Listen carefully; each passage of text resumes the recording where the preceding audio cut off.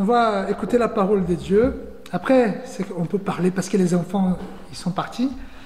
Je vous demande de la patience parce que les enfants, ils font du bruit. Au temple, c'est plus simple. Pourquoi? Parce que voilà, c'est très grand. Mais il faut quand même savoir que quand on a des enfants, c'est très bien, c'est joli, surtout pour les présentations de Noël. Mais pendant les cultes, parfois, surtout mes enfants, soyez indulgents. Mais voilà, je vous demande vraiment toute l'indulgence et aussi l'amour pour les enfants. Pour eux, c'est pas facile non plus d'être là dans une salle fermée. C'est quelques couleurs quand même, le bleu. Mais voilà, donc prions pour eux.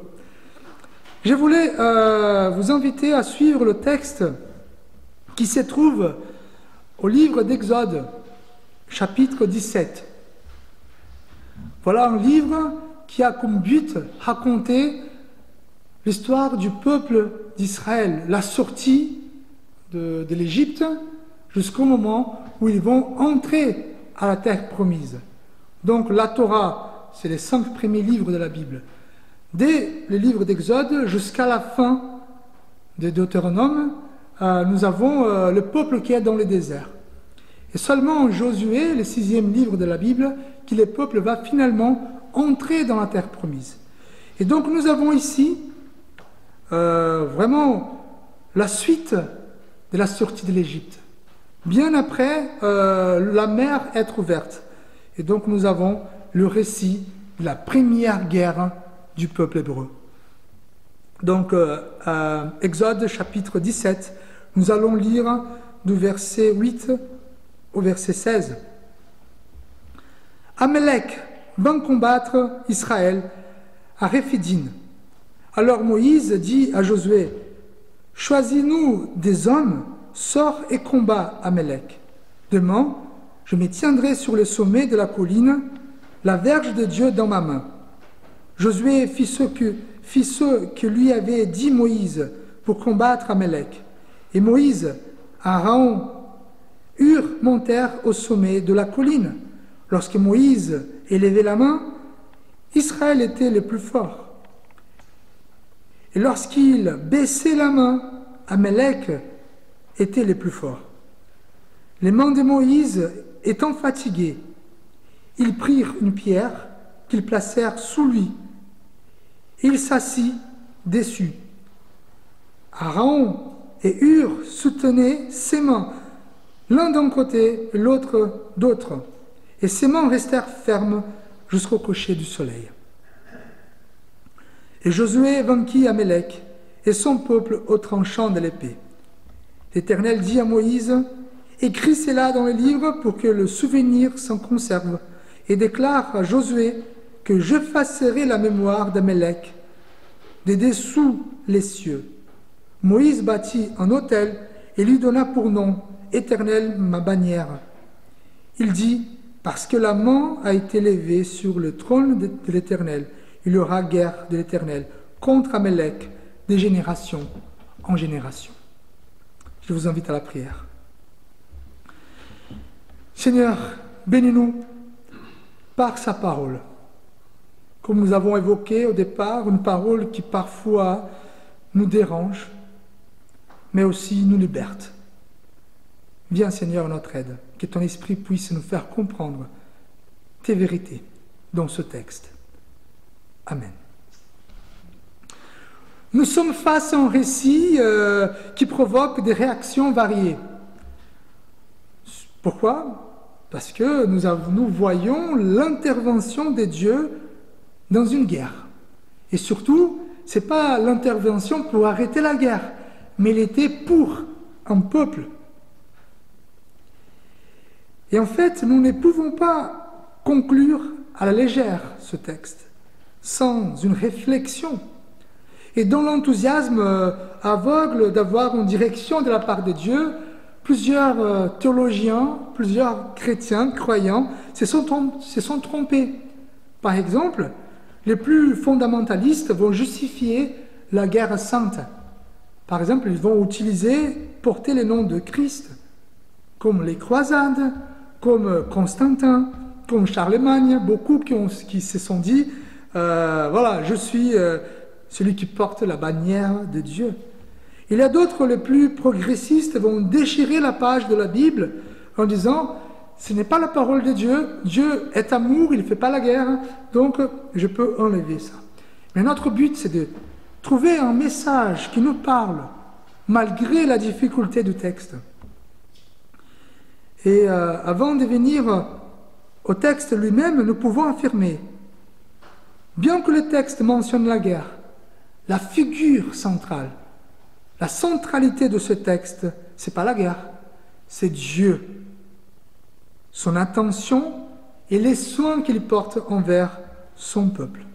Un peuple, il faut bien souligner, un peuple qui vient de naître, un peuple qui est en train de sortir de l'Égypte pour devenir enfin le peuple de Dieu.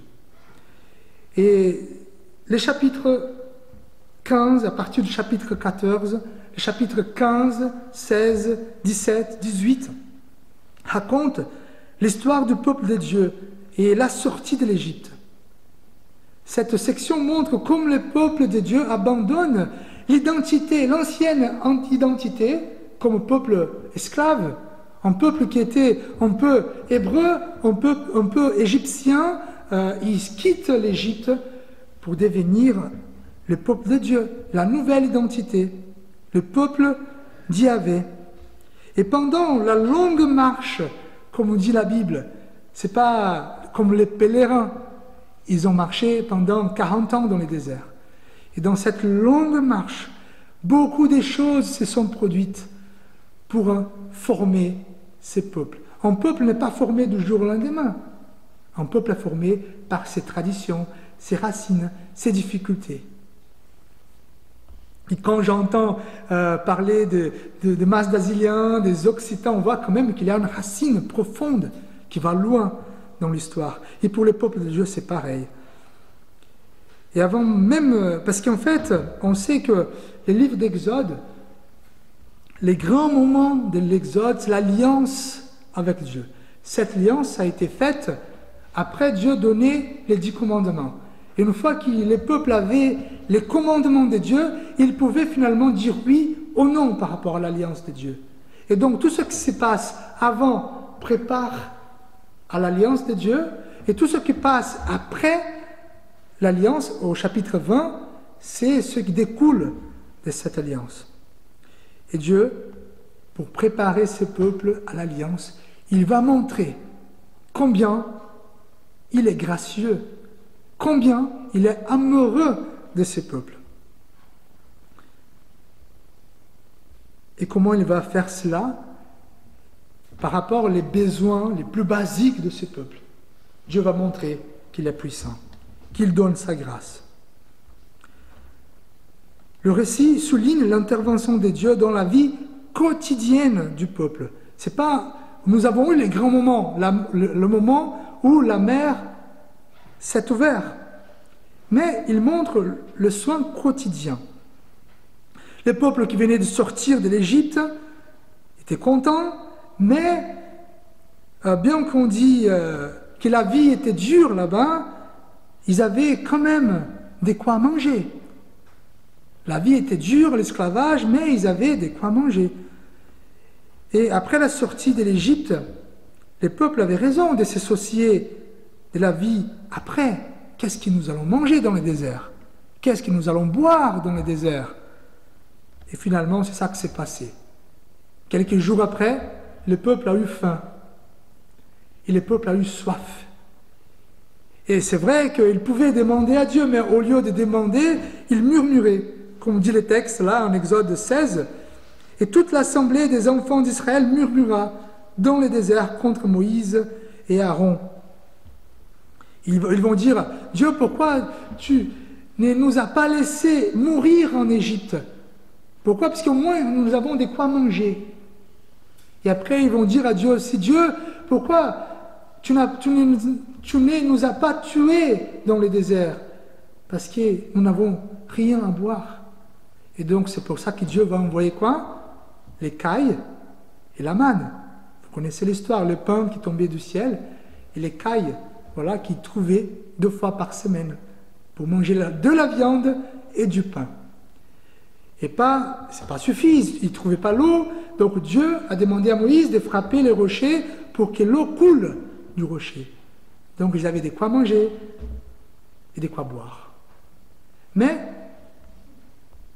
la vie est difficile. Et en fait, Dieu, les peuples murmuraient. Je ne sais pas si vous avez déjà eu l'occasion de faire des bienveillances envers quelqu'un et cette personne répond avec l'ingratitude. C'est compliqué. On prête l'argent, on donne quelque chose et la réponse, c'est l'ingratitude.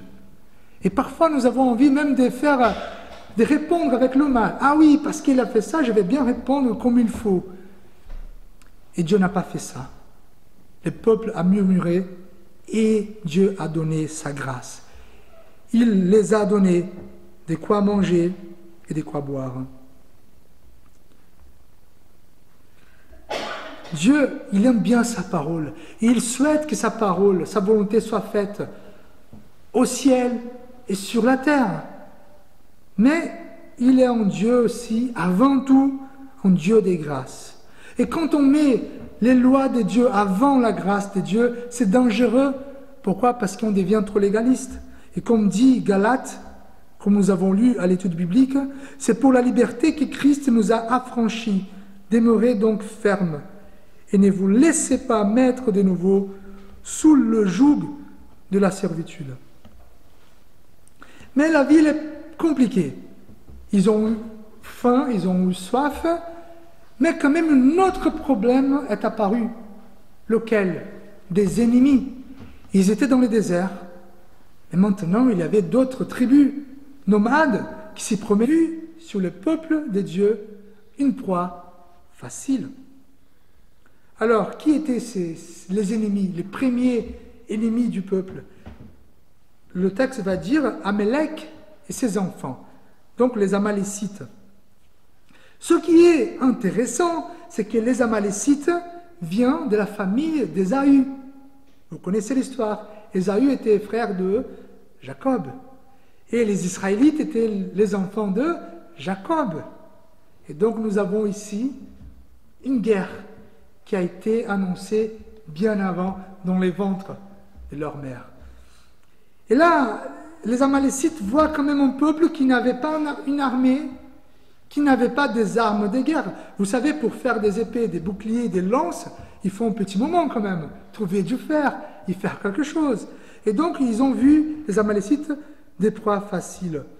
Ils essayent de s'emparer des biens et du peuple de Dieu. Et Dieu vient, une autre fois, à l'aide de ce peuple. Il intervient pour les sauver.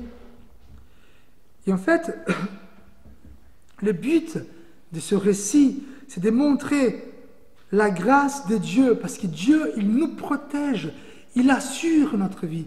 Il veut nous garder. L'image que Dieu donne, une image féminine, comme une poule qui protège ses poussins. Dieu, il nous protège. Il veut garder notre vie sain et sauve. Et ce texte sert pour montrer cette grâce de Dieu, que Dieu se préoccupe avec son peuple. Et on peut se dire, Fabio, mais ce texte, quand même, il nous donne la liberté de faire la guerre sainte.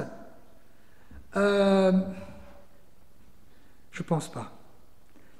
Ce texte, quand même, nous encourage à soutenir tous les pays qui font la guerre et qui se disent chrétiens.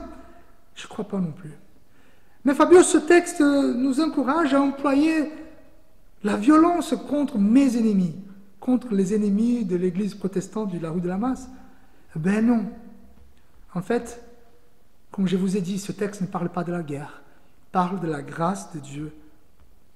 Et en fait, il ne faut pas oublier que nous avons ici l'embryon du peuple de Dieu. Au début, il n'avait pas tout ce que nous avons aujourd'hui. Il y a Jésus qui a passé entre temps pour nous montrer qu'il ne faut plus faire la guerre. Jésus, en face de ses ennemis, qu'est-ce qu'il a fait? Ceux qui voulaient les crucifier, il a pardonné. Et donc, ce texte nous montre que Nous pouvons pardonner, nous pouvons aimer, parce qu'en fait, ce n'est pas nous-mêmes qui prenons soin de notre vie, c'est le propre Dieu. Et en fait, je continue.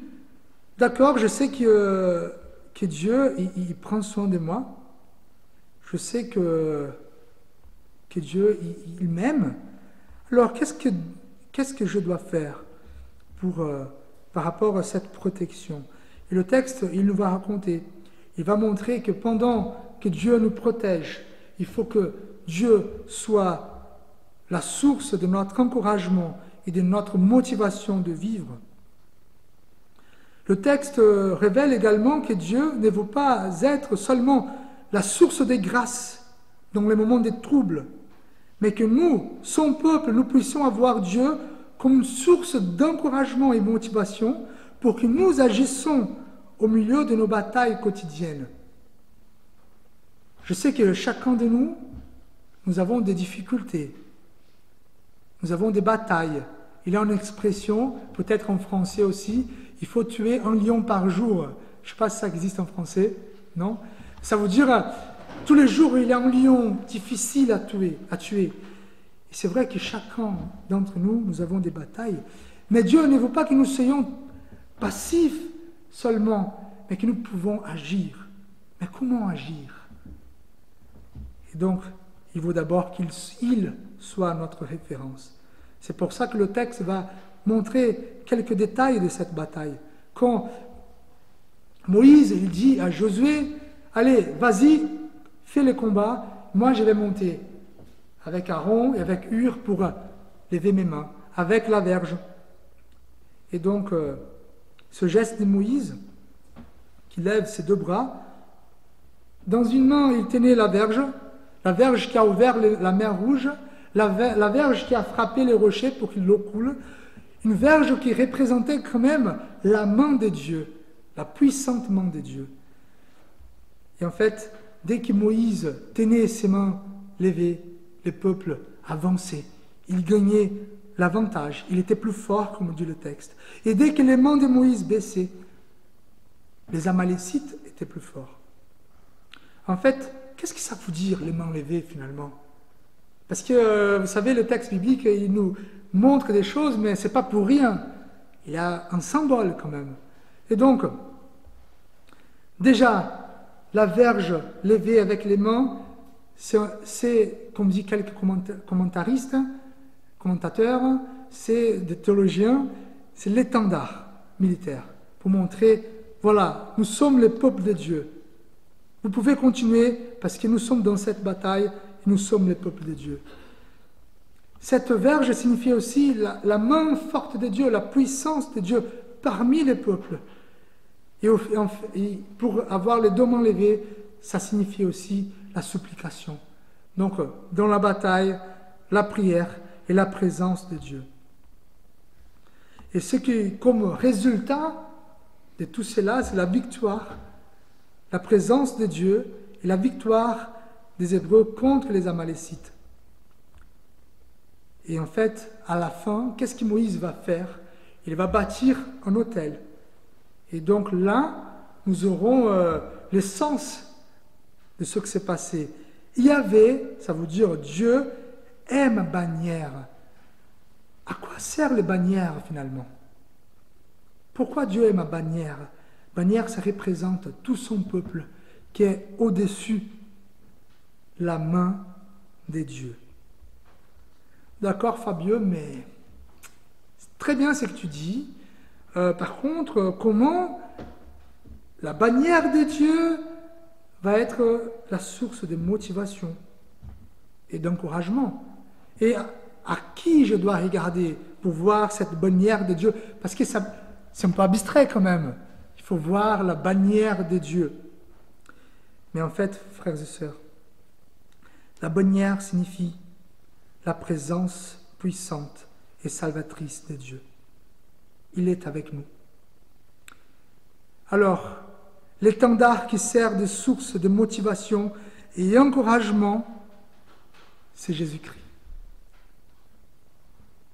Pourquoi? Parce que Jésus, c'est l'image de Dieu. Et en fait, quand on regarde tous les textes, c'est assez beau. On voit que Dieu fournit la viande, Dieu fournit le pain, Dieu fournit l'eau, et Dieu fournit sa propre présence. Alors, Jésus est le pain de la vie.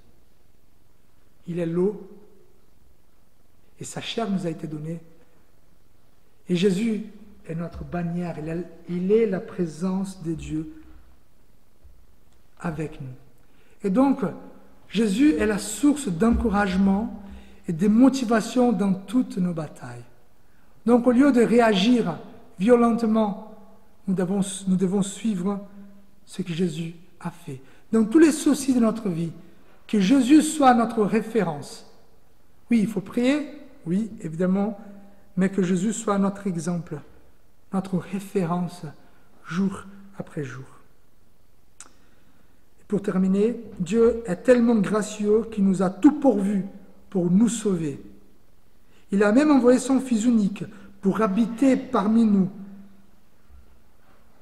et être l'unique et la seule source de motivation et encouragement pour que nous puissions vivre jour après jour.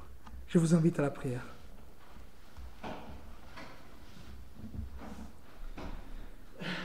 Seigneur, c'est vrai que quand on entend que nous sommes ton peuple, c'est assez abstrait. Qu'est-ce que ça veut dire?